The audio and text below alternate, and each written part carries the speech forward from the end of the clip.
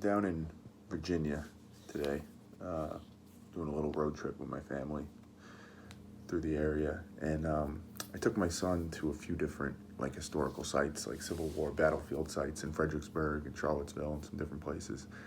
And it's interesting because we were looking at different things, and there's not so many monuments anymore. Actually, none that I saw, at least. But still a lot of roads and a lot of things named after Jefferson Davis and Robert E. Lee and Stonewall Jackson, etc. And my son's 7, so kind of explaining the Civil War a little bit, and he understands what slavery is and some of that. So he naturally looked at it as good guys versus bad guys. Confederates were the bad guys, Union was the good guys, and he was confused.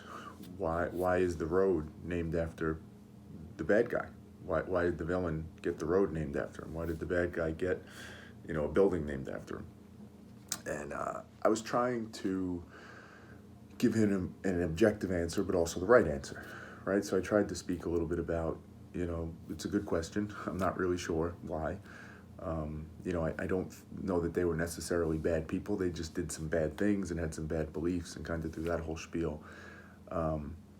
And as I was doing that, again, trying to be empathetic, trying to understand, right? So literally the hotel I'm staying in is on Jefferson Davis Highway. And you can't really ignore it. Like, well, why is that? When they decided to name this highway after Jefferson Davis, what was the thinking? In many ways, he was the epitome, he was the face of a revolt against America. So to do that, to honor him, is an interesting thing. Like, what does the mindset have to be? Either you still believe in and endorse what he stood for, what the Confederacy stood for, and I'm sure there's some of that, without a doubt. But what else, right? And the what else is, I think, what some people would suspect, that, hey, he was doing his duty. He grew up in the South. He was born in the South, whatever it was, right? And I don't know a lot about Jefferson Davis or Robert E. Lee or these guys, but just kind of assuming. And you start to say the phrases that we always say. It was a different time then. You got to understand the context in which he lived. You got to understand the situation he was in. Robert E. Lee was from Virginia. He was protecting his homeland. He was protecting his way of life. There was, all sorts of different things involved. And for so much of my life, I would hear those things and think, yeah, I get that, right? And there is a logic to it, little l, logic to it. But I think of it now through the realm or through the lens of what I often talk about. What I think is often the biggest challenge, the biggest struggle, but also the biggest opportunity for us as humans. The ability to do what I would call kind of the George Washington moment. The ability to do the thing that you don't have to do, that doesn't benefit you, that you're fully incentivized to do the opposite, right? In the case of George Washington, giving up power after his second term. Nobody seemingly does that. But that was the opportunity for a guy like Jefferson Davis or Robert E. Lee or anybody else we want to put in that category who did something or represented something or stood for something that was bad, that was wrong. But we give them a pass. We give them that pass because exactly that.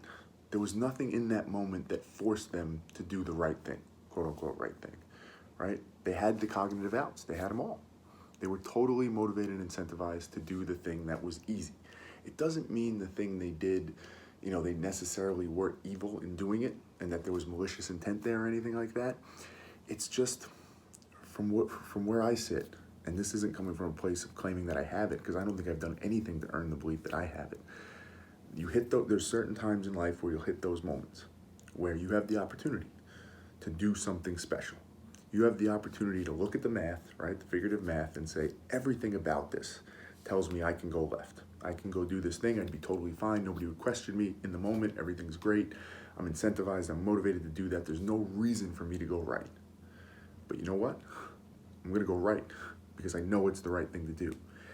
And I can't help but think when I look back at a Jefferson Davis or a Robert E. Lee, maybe they were purely evil. Maybe they just believed in slavery and they wholeheartedly wanted it and they thought black people were just beneath us and were subhuman. Maybe. Then fuck them, right? If that's the case. But if not, if it's more complex, if it's more nuanced, which likely for at least some of them it is, you have to believe that's what it is. You have to believe they had that in front of them, and much like most of us, they did the thing that they went left. It was the easy, seemed like almost the right approach in the time. And as I said, I do fault them because it's wrong, but I don't know that I would have done it differently. I don't know that I've earned the right to believe that I would have. In many ways, I think that's the work I'm trying to do here. I'm trying my best to make sure if that moment happens for me, if that fork in the road comes for me, that I have every capability, every tool in my arsenal to make sure that I go right.